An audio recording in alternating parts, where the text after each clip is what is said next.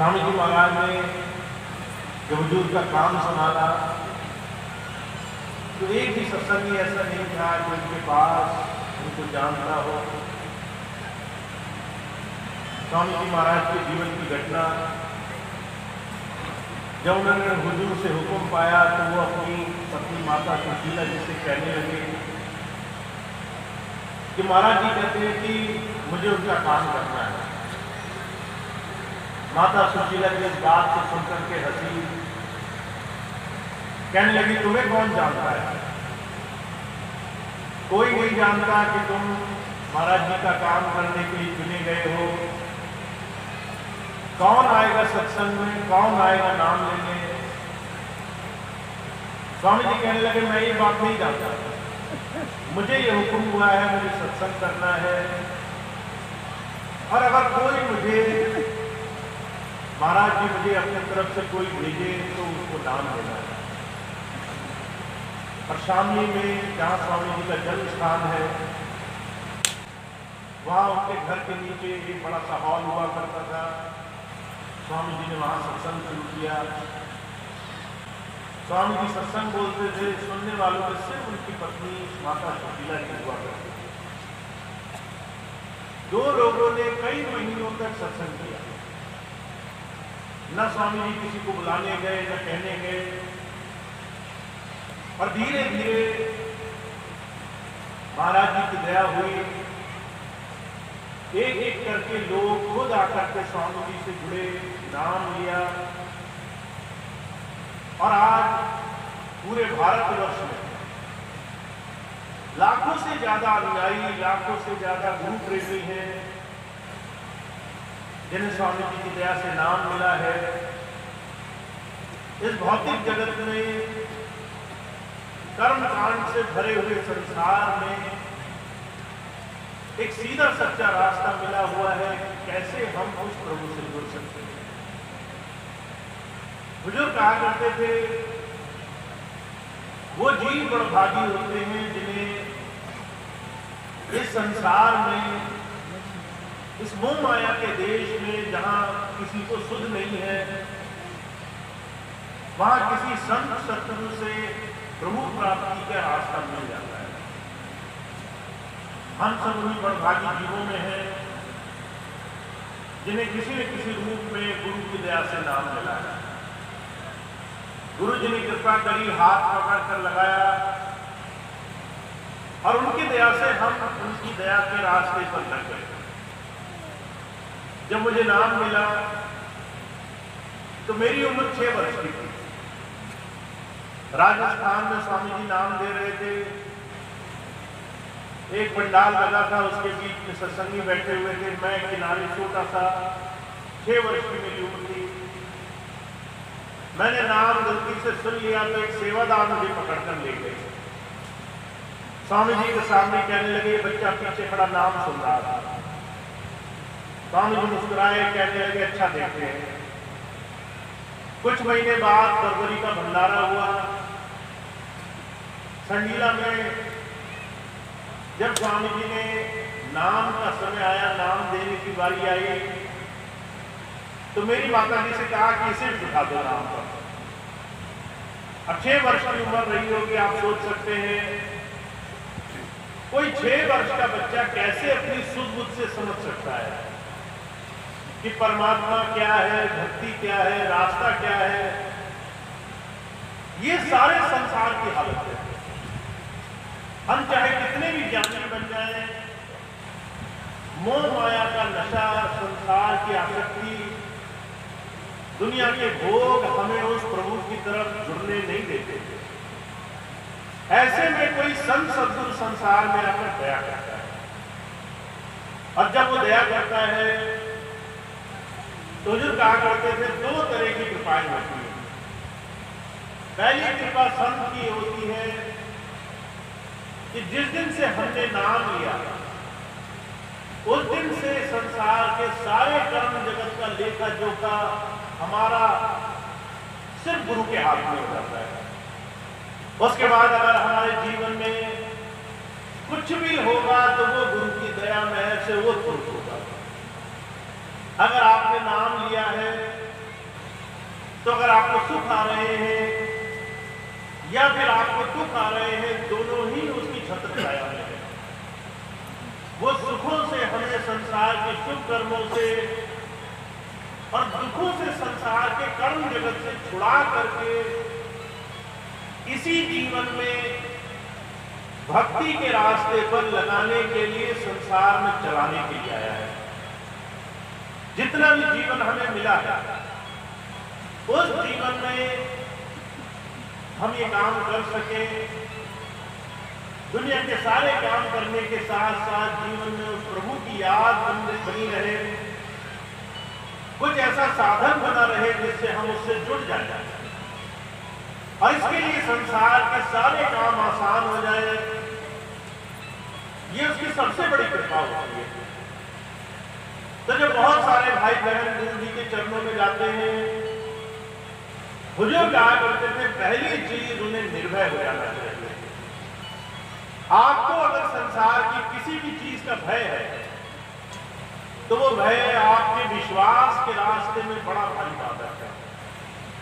भय होगा तो विश्वास नहीं होगा, विश्वास होगा तो भय नहीं होगा, दुनिया की किसी चीज का डर नहीं होगा, दुनिया की कोई चीज आपको डरा नहीं सकेगी, क्योंकि आपका विश्वास बढ़ सकता है। तो जब पहली बात गुरु दया करता है, वो हमारे जीवन के हर एक चीज की बात हो उस परमात्मा के, उस प्रभु के रास्ते की तरफ जोड़ देता है। फिर संसार में कोई भी वो चीज बाधक नहीं है जो संसार की है।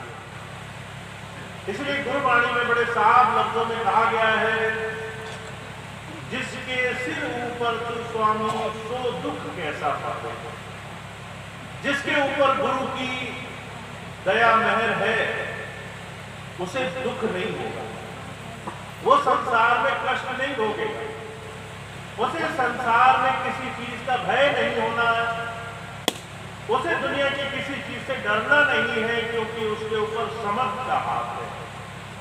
हर एक काम उसी की दया मेहर में होंगे। इसका मतलब ये नहीं है कि संसार में अपने कर्मों का भोग नहीं भोगना पड़ेगा। अगर सुख है तो दुख भी है, अगर अच्छा है तो बुरा भी है, अगर लेना है तो देना भी है। दोनों ही काम हमें संसार में भोगने हैं।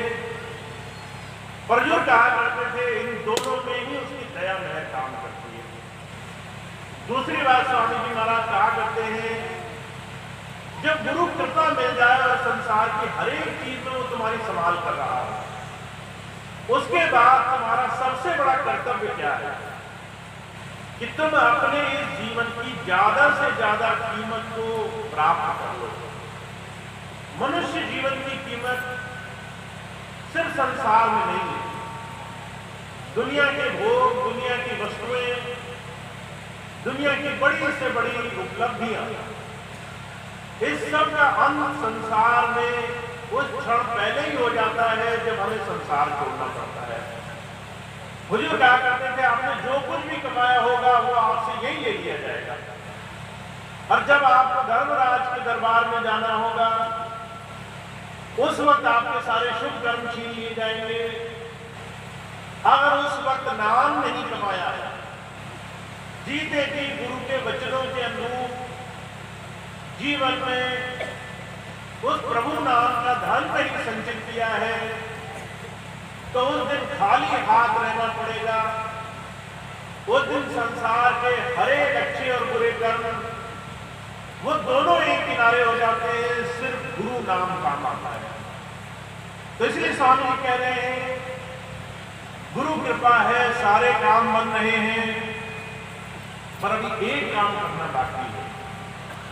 गुरु के वचन की पालना करके अपने जीवन को सही दिशा में लगाना बाकी है। आपका हर रोज, हर दिन की दिनचर्या वो कर्म भूमि है, जिसमें आप अपने जीवन को गुरु के वचनों के अनुरूप अपने जीवन को सही रास्ते में भी जोड़ सकते हो, और पूरी तरह से मद माया के नशे में चूर संसार में लंपट भी रह सकते हो। आप संसार में भी फंसे रह सकते हो, संसार से मुक्त भी हो सकते हो। ये मुक्ति का रास्ता सिर्फ गुरु के वचनों की पालना में है। और स्वामी जी महाराज ने तो बड़ा आसान तरीका बता दिया। हालांकि गुरुवाणी में बड़े साफ लफ्जों में कहा गया है, कलयुग में एक नाम आधारा, सिमर सिमर नर उतरस पारा। कलयुग में सिर्फ नाम का आधार है। अगर आपको गुरु की नाम की दात मिल गई है, किसी संत की कमाई हुई पूंजी में से पूंजी आपको मिल गई है, तो सिमरन करके उसको कमाओ। दिन भर में चलते फिरते खाली वक्त रहते मन को गुरु नाम के सिमरन में जोड़ो। कहते हैं बहुत सारा समय ऐसा होता है दिन का मन से खाली रहते हैं। भाई होते हैं, कारोबार करते हैं, अपना काम करते हैं, नौकरी चाकरी करते हैं, मन से खाली रहते हैं। मन एक ऐसी स्थिति है जो आपको संसार की चिंताओं की तरफ ले जाएगी, या तो चिंता करेगी या चिंतन करेगी। तो स्वामी जी महाराज कह रहे हैं, आपको अगर सिमरन करने में, गुरु के ध्यान में अपना समय गुजारना आ गया है, तो आपके लिए जीवन बड़ा आसान हो जाएगा। पर स्वामी जी ने उससे भी एक आसान तरीका दे दिया। स्वामी जी ने कहा कि अगर आप चाहते हो अपने जीवन में परमार्थ के रास्ते पर चलो, तो इस कलयुग में एक और आसान तरीका है का मानव सेवा प्रभु भक्ति। अगर आप किसी जरूरतमंद की सेवा करते हो, का परहित सरिस धर्म नहीं भाई, पर पीड़ान सब नहीं हटवाई। अगर किसी पर हित करते हो, किसी दूसरे का उपकार करते हो, इससे बड़ा धर्म नहीं है संसार में। और अगर किसी को पीड़ा दे रहे हो जानबूझ करके, किसी का अनिष्ट कर रहे हो, किसी का बुरा करने की भावना से संसार में जी रहे हो, तो कहते हैं इससे बड़ा पाप कोई नहीं है संसार में। आप अगर अपने जीवन में प्रभु भक्ति के रास्ते पर लगना चाहते हो, तो आपको अपना मन, अपना हृदय, अपना अंतःकरण साफ करना होगा। महाराज जी बार बार एक बात दोहराया करते थे, दिल का हुजरा साफ कर जाना के आने के लिए, ध्यान गैरों का हटा उसको बिठाने के लिए। अगर आप चाहते हो संसार में प्रभु भक्ति करना, तो आपके दिल में कोई और नहीं होना चाहिए। अगर आप किसी की निंदा भी कर रहे हो, तो वो भी आपके दिल में बैठ जाएगा। अगर आप किसी से नफरत मान करके बैठे हो, वो भी आपके दिल में घर कर लेगा। अगर आप किसी की दुश्मनी पाले बैठे हो, तो वो भी आपके दिल में स्थान रखेगा। अगर मित्र हो या शत्रु हो, दोनों ही हमारे हृदय का स्थान पूरी तरह से कब्जा कर रखें, तो उसमें संतों महापुरुषों की गुरु के लिए स्थान कहाँ होता है। तो जो कहा करते थे, ये दिल साफ कैसे होता है, मन निर्मल कैसे होता है, जब हम उस प्रभु को हाजिर नाजिर मान करके संसार में जीवन को नाम धारा से जोड़ने के लिए सेवा पथ पर लग जाते हैं। हुजूर कहा करते थे, सेवा नगद सौदा है। अगर आप गुरु की सेवा में लगे हो, और सबसे बड़ी सेवा है मन की सेवा, अगर आप चाहते हो गुरु मन में बस जाए, तो उसके लिए आपको अपने मन से तमाम दुनिया की वो बातें भुलानी पड़ेंगी जो आपके मन में स्थान बना करके बैठी है।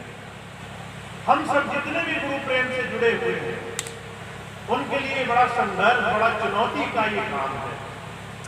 कई बार कहना आसान होता है, उस चीज को करना बड़ा मुश्किल होता है।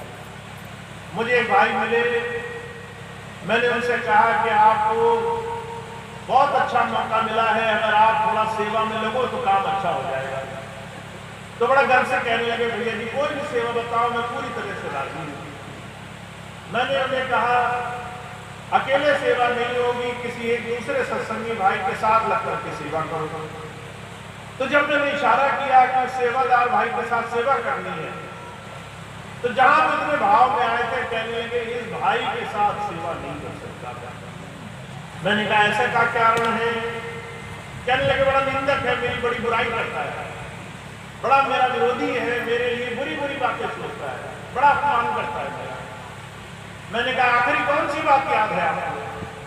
कहने लगे आज से 5 वर्ष पहले इसने मेरे बारे में बड़ी बुराई फैलाई थी। 5 बरस। अगर हम गौर से देखें, बुजुर्ग कहा करते थे सांसों में गिनती करो तो बहुत लंबा समय होता है, पर हम कई बार मन में ऐसी ऐसी बातें फंसा करके रखते हैं जो कई कई वर्षों पहले हुई हो, और वो हम निकालने को तैयार हैं। हम उन्हीं में फंसे हुए हैं। और जो कहा करते थे इस मन की बड़ी भारी अवस्था है, ये मन अंदर बैठा आपको लूट रहा है, आपको छल रहा है, आपको ये कहता है आपका मित्र है, पर ये आपको ऐसी तमाम निंदा चुगलियों में उलझा करके रखता है। का मन लोभी, मन लालची, मन चंचल कंचोर, मन के चले मत चालिए, मन पलक पलक कचोर। आप अगर गुरु की सेवा में आ गए हो तो भी मन से सावधान रहना। मन ऐसा है जो आपको जाने अनजाने गलत रास्ते ले जाएगा। आप कहोगे सेवा पे लगो, वो कहेगा इसके साथ में सेवा नहीं करूंगा। आप कहेंगे कि गुरु की भक्ति में लगो, तो वो कहेगा कि 10 लोगों के साथ मेरा गुजारा नहीं है। आप कहेंगे कि गुरु के दिए हुए नाम की कमाई में लगो, तो मन कहेगा कि मुझे अकेले ही भक्ति करने दो, मैं किसी के साथ नहीं लग सकता। बुजुर्ग कहा करते थे आज के समय में अगर सत्संगी एक प्रेमी की सबसे बड़ी अधोगति का कोई कारण है तो उसका मन इस संसार की निंदा चुगली बैर विरोध में लगा हुआ है। इसीलिए महाराज जी एक बात बड़ा साफ कहा करते थे परमात्मा का पाना तो आसान है, इंसान का बनना मुश्किल है। एक मनुष्य शरीर धारण करके दूसरों के सामने बड़ाई कर सकता है, अपने मन की मैल नहीं धो सकता। मन की मैल धोने के लिए बड़ा संघर्ष चाहिए, बड़ी हिम्मत चाहिए, किसी को क्षमा करने के लिए बड़ी हिम्मत चाहिए। कोई अगर हमारे लिए कुछ कह जाए उसको अपने मन से निकाल करके गुरु का स्थान बनाने के लिए बड़ी हिम्मत चाहिए। तो जो कहा करते थे जिसके मन में माया बसी हो, जिसके अंदर बार बार संसार के ये बाहरी साधन उसको भरमा रहे हो, जो गुरु की सेवा में लगने के बाद भी गुरु प्रेम से अंदर से निर्मल नहीं हो पा रहा, उसके लिए गुरु भक्ति बड़ी मुश्किल हो जाती है। इसलिए जब संत सत्संग आते हैं बार बार एक ही चीज कहने के लिए आते हैं। हमारे स्वामी जी महाराज बार बार एक ही बात को कहते हैं भाई हमें गुरु भक्ति तब सफल होगी, मानव सेवा के रास्ते पर तब लगेंगे जब हम अपने आप को संयम से गुरु के बताए हुए रास्ते पर चलाने के लिए कुछ जतन करेंगे। अब सबसे पहला जतन क्या है कि हमें प्रेम और भाईचारे से सबसे भेदभाव मिटा करके गुरु रूप को देखना है, सबके अंदर बैठे हुए गुरु स्वरूप को जानना है। हर एक इंसान उस प्रभु की मौजूदगी से ओतप्रोत है, सबके अंदर वो प्रभु समाया है। पर जब तक हम इस चीज को समझ नहीं पा रहे हैं तब तक गुरु के दिए हुए नाम से प्रभु भक्ति के साधन से जुड़ना मुश्किल हो जाएगा। इसीलिए आपके लिए सबसे आसान रास्ता भी है और सबसे मुश्किल रास्ता भी है। आसान तरीका तो ये है कि सेवा से आपका काम बन सकता है, और मुश्किल ये है सेवा मन से करनी पड़ेगी। मन में भेदभाव हटा करके सबको क्षमा करते हुए अपने जीवन में प्रभु नाम की कमाई से जुड़ना पड़ेगा। स्वामी जी महाराज अक्सर एक मिसाल बनाया करते हैं, कहते आपको अपने जीवन में एक प्रार्थना जरूर करनी चाहिए। जब आप सतगुरु के चरणों में और प्रभु की दया में बैठ जाओ, एक प्रार्थना जरूर करनी चाहिए। ये प्रार्थना करो कि हे गुरु मुझसे जाने अनजाने अगर कुछ ऐसा कर्म हुआ तो उसकी क्षमा मुझे मिल जाए, और अगर किसी ने मेरा अनिष्ट किया हो तो मैं उसका अनिष्ट ना करूं, उसका कोई नुकसान ना करूं। अभी 2 दिन पहले मुझे एक भाई मिले, स्वामी जी से उन्होंने नाम लिया, और नाम लेने के बाद जब वो आज आए तो बड़े उनका सम्मान मान से उनको लोग जानते हैं।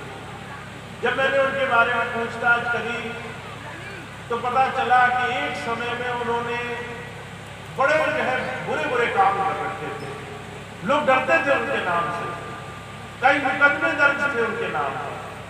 चोरी चकारी डाका, किसी को मारना पीटना, किसी को दुख पहुंचाना तो बड़ी आम बात थी, बदमाशी करना तो बड़ी आम बात थी।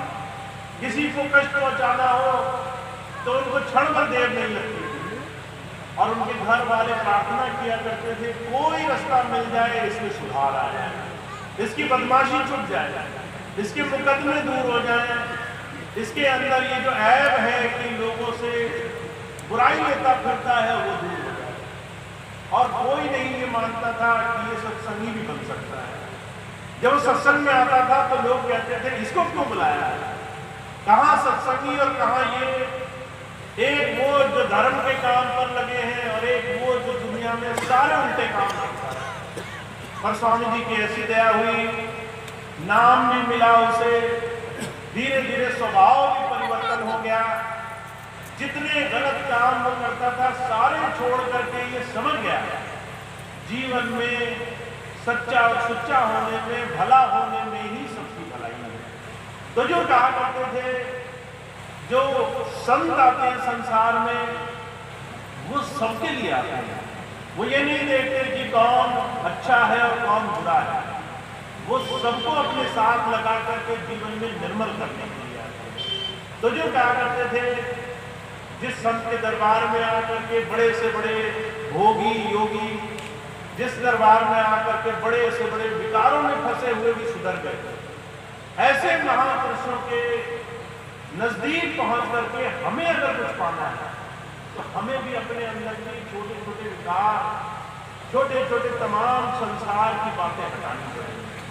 तो इसके लिए मानव सेवा का रास्ता सबसे सुंदर रास्ता है। तो आपको ये रास्ता मिला हुआ है, आपके पास ये अवसर है, आप जितना चाहो सेवा कर सकते हो, पर एक दूसरे के साथ मिलकर के पुरानी बातें भुला करके मन से तमाम ऐसी छोटी छोटी चीजें निकाल करके भक्ति करनी पड़ेगी। जीवन में गुरु को समर्थ करके सामने रख करके भक्ति करनी पड़ेगी, उसको अपने मन में बसा करके भक्ति करनी पड़ेगी। तो आपके लिए रास्ता आसान है। और मैं तो हमेशा एक ही बात कहता हूँ, संत की बात हमें जीवन के जीते जी सिखाने के लिए रास्ता देते हैं, पर फिर भी चलना और नहीं चलना ये हमारे हाथ में है। कोई संत संसार में किसी को जबरदस्ती खींच कर नहीं ले जाता, ये नहीं कहता कि हम कहें हमें तो भक्ति नहीं चाहिए और वो जबरदस्ती भक्ति कराने में लगा हुआ, ऐसा कोई महापुरुष नहीं कराता। वो हमारे अंदर चेतना भरता है, संज्ञान देता है, अच्छे बुरे की समझ देता है। और जब हमें ये बात समझ में आ जाती है कि विकार संसार में सिर्फ नाश करता है, तब हम खुद भक्ति करने वाले बनते हैं। तो हमें ऐसा रास्ता मिल गया है, स्वामी जी की दया से नाम मिला है, भक्ति का रास्ता मिला है।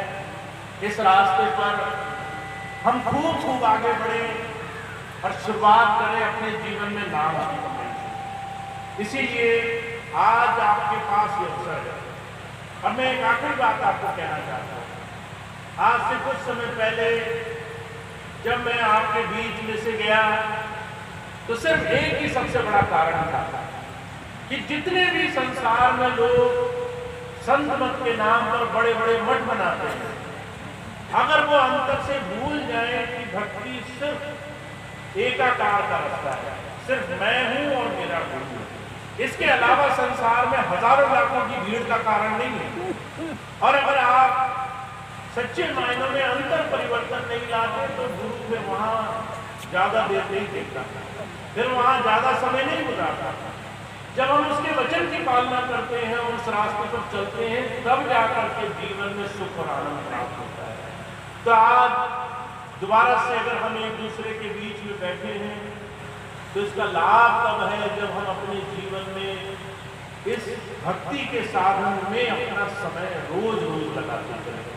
अपनी रोज की दिनचर्या में जीवन में ऐसे साधन पर चले जिससे हमारा जीवन भक्ति और उस प्रभु प्राप्ति के रास्ते से जुड़ गए। तो ऐसे सुंदर रास्ते को आप कमाएं, ऐसे सुंदर रास्ते में थोड़ा थोड़ा समय आप रोज दें। आपका 24 घंटे का एक दिनचर्या होती है, उसमें अगर आप थोड़ा सा भी समय निकाल करके सुबह और शाम अपने मालिक को याद करें, उसकी तरफ ध्यान जोड़ कर रखें और मन में संकल्प लें कि मैं अपने जीवन में सही रास्ते पर चल करके ज्यादा से ज्यादा सेवा के पथ पर आगे बढ़ूंगा, तो आपके लिए हर रोज इस प्रभु भक्ति का साधन सफल होने लगेगा, आपके लिए ये रास्ता फलीभूत होने लग जाएगा। तो ये बात मुझे आपके सामने रखनी थी कि प्रभु भक्ति का रास्ता स्वामी जी महाराज ने दिया है, मानव सेवा का रास्ता दिया है। इसको कमाने के लिए हम सबको लगना है, हम सब का जुड़ाव, हम सब का गुरु से प्रेम, गुरु की तरफ उसके वचनों की पालना करने की तरफ रुझान होना चाहिए और इसके लिए आपको जो भी अवसर मिले उसका पूरा पूरा लाभ है। तो इतनी बात कहते हैं अपनी बात समाप्त करता हूँ। आप सभी का बहुत बहुत धन्यवाद है, आपने इतना समय दिया। बड़ी विषम परिस्थिति थी, अभी थोड़े समय पहले बारिश के आसार लग रहे थे, दूसरी बहुत सी परेशानियां थी, पर फिर भी आपने इतना मन, अपना ध्यान, अपना पूरा विश्वास जमा करके ऐसे गुरु में आस्था जताई है, स्वामी जी के चरणों में ध्यान लगाया है, तो इसका आपको बहुत बहुत आभार, बहुत बहुत आपको लाभ मिले। एक सूचना मैं और आपको दूंगा, आप सभी भाई बहन 2 मिनट का समय मुझे और देंगे, उसके बाद आज का कार्यक्रम समाप्त होगा। मैंने कल मणिनाथ बरेली आश्रम के सत्संग में ये बात कही थी और आज दोबारा से एक बात आपको ये बात कहना चाहता हूँ। हमारे स्वामी जी महाराज ने हम सभी को जोड़ करके मानव सेवा, प्रभु भक्ति और प्रभु प्राप्ति के रास्ते के लिए हमेशा से बहुत काम किया, बड़ी मेहनत की, दूर दूर जाकर सत्संग किया, संगत को जोड़ा और सब कुछ संगत के लिए बनाया। सारी चीजें स्वामी जी ने संगत के लिए सुलभ रखी। अगर संगत को कोई कुछ कहता था तो स्वामी जी बड़ा नाराज होते थे। एक बार संडीला में कोई बहन मिलने के लिए आई, लाइन लगा करके सब आया करते थे मिलने के लिए, तो एक बहन ने बड़ा जबरदस्ती जोर से उठा दिया किसी सत्संगी बहन ने और बड़ा गुस्से में बोला, तो स्वामी जी उस सेवादार को नाराज हुए। स्वामी जी कहने लगे कि संगत को कोई कुछ नहीं कहेगा, क्योंकि स्वामी जी ने संगत से बड़ा प्रेम किया है और सबको बहुत सराहों पर रखा है। जितना भी हम भाव से अपने मालिक को याद करते हैं निर्मल मन से, वो सभी प्रेमी अपने जीवन में बहुत धन्य है, बहुत भाग्यशाली है। और स्वामी जी ने इस बात का ध्यान रखते हुए कि सभी संगत को हमेशा गुरु घर में, गुरु स्थान में स्वामी जी के अलग अलग सेवा प्रायोजनों से बहुत लाभ पहुंचे, उसके लिए एक संस्था का निर्माण किया। सबसे पहले संत कृपाल योग साधना आश्रम, जिस संस्था से स्वामी जी ने सत्संग का और बड़े बड़े आश्रमों का निर्माण शुरू किया। फिर बाद में दिव्यानंद स्पिरिचुअल फाउंडेशन नाम की संस्था बनाई और जब मैं पिछले 10 वर्ष में आपके बीच में नहीं था तो उस संस्था में कुछ त्रुटियां आ गई, बहुत से मनमानी लोग आ गए, उसका गलत उपयोग करने लगे और वो संस्था आज किसी भी सत्संगी भाई बहन को सत्संग से और सेवा से जोड़ने में पूरी तरह से सक्षम नहीं हो पा रही है। तो इस संस्था का आगे से सुधार हो, उसके लिए हम 1 साल से लगे हुए हैं। आपको मालूम होगा पिछले वर्ष जब मैं आया तब से ही स्वामी जी की संस्था फिर से और संस्था के पदाधिकारी फिर से संगत की सेवा में लगे, उसका प्रयास चल रहा है, पर उसमें अभी कुछ देरी है, कुछ समय है। ऐसी स्थिति का ध्यान रखते हुए एक नई संस्था का जन्म, उसका निर्माण कल किया गया है। हमारे स्वामी जी महाराज के नाम पर दिव्यानंद योग साधना आश्रम, इस संस्था का निर्माण हो चुका है और इस संस्था के माध्यम से हम जितने भी गुरु परिवार के सदस्य हैं, जितने भी संगत के ये एक सत्संग का जो परिवार है, इस सब का उस संस्था के साथ जुड़ करके फिर से मानव सेवा के रास्ते पर बहुत अच्छे काम करना, बहुत सेवा के काम करना, बहुत बहुत एक आसान और एक सरल तरीका उसका हमें मिलेगा।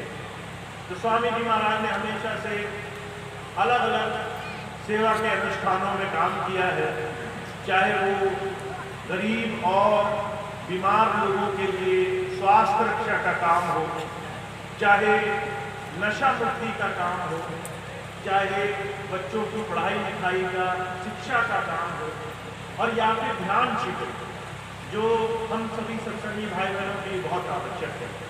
तो दोबारा से इस संस्था का गठन करके हम सभी सदस्य, सभी भाई बहन जो इस संस्था के सदस्य बनेंगे वो ज़्यादा से ज़्यादा इस संस्था में जुड़ करके लाभ उठा सकते हैं।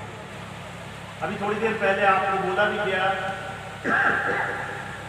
इस संस्था के जो सदस्य बनना चाहते हैं उन भाई बहनों के लिए 3 तरह की सुविधाएं हैं। पहली सामान्य सदस्यता, उसमें जो भी आपको ठीक लगे वो आप दे करके संस्था के सदस्य बन सकते हैं, उसमें आपको ज़्यादा कोई प्रतिबंध नहीं है।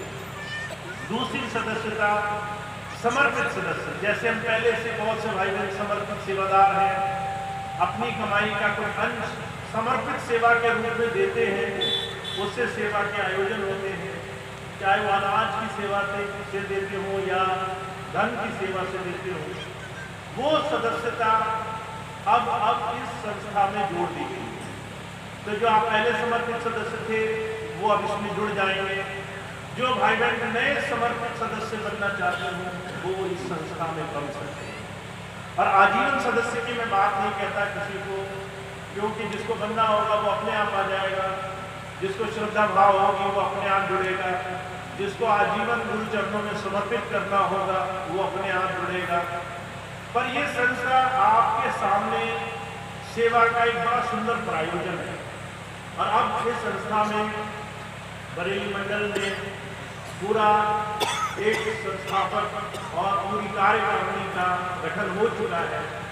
तो अब आगे आने वाले महीनों में आप सभी भाई बहन इस सत्संग परिवार का हिस्सा बने, उसमें सदस्य बने, सेवा के प्रायोजनों में भाग लेना शुरू करें, जिससे कि आपका ये जो सरल साधन है मानव सेवा प्रभु भक्ति का, कि आप सेवा भी करें, साथ साथ भाईचारा भी बढ़े, प्रेम भाव बढ़े, साथ साथ मन भी स्वामी जी के चरणों में लगे, ध्यान में लगे और हम खूब इसका लाभ उठा सकें। तो ये आपके सामने बहुत सुंदर अवसर खुल गया है। अब आने वाले समय में आप जितना चाहें इसका लाभ उठा सकते हैं और ज़्यादा से ज़्यादा आप इसके साथ जुड़ेंगे तो आपको भी लाभ मिलेगा, आपके साथ जुड़े हुए दूसरे भाई बहनों को भी लाभ मिलेगा। तो इस बात से आप सबको अवगत कराएं। जो भी दूर दराज क्षेत्रों के लोग हैं आज नहीं आ सकते हैं, उन सबको ये बात बताएं। ऐसे एक नई संस्था का गठन हो चुका है, उसमें आप उस सत्संग परिवार का हिस्सा बने, उस परिवार से जुड़े अपनी सहूलियत के हिसाब से, और ज़्यादा से ज़्यादा इस गुरु परिवार का हिस्सा बनकर जीवन में एक नई दिशा में सभी भाई बहन मिल करके करेंगे। तो एक छोटी सी बात थी जो मुझे आपकी सेवा में रखनी थी। आप सबका एक बार फिर से बहुत बहुत धन्यवाद। अभी प्रार्थना होगी, आज का सत्संग कार्यक्रम उसके बाद समाप्त होगा, सभी भाई बहन लंगर प्रसाद देंगे और इसके बाद कल एक आखिरी सत्संग इस महीने का लगा हुआ है जो कटरा में है, जो शाहजहाँपुर की तरफ कटरा उधर वो सत्संग होगा और वो आखिरी सत्संग है इस महीने का। फिर अगले महीने भोजीपुरा से सत्संग का आयोजन शुरू होगा। 25 मई को भोजीपुरा में सत्संग का कार्यक्रम लगा है, तो लगभग 6 महीने बाद भोजीपुरा का सत्संग होगा। मुझे याद है जब मैं पिछली बार वहाँ गया था तो मैंने कहा कि स्वामी जी इच्छा करें कि यहाँ हर महीने सत्संग हो, हर महीने में आ सकूँ, और सीधे 6 महीने का उसमें कटौती होगी।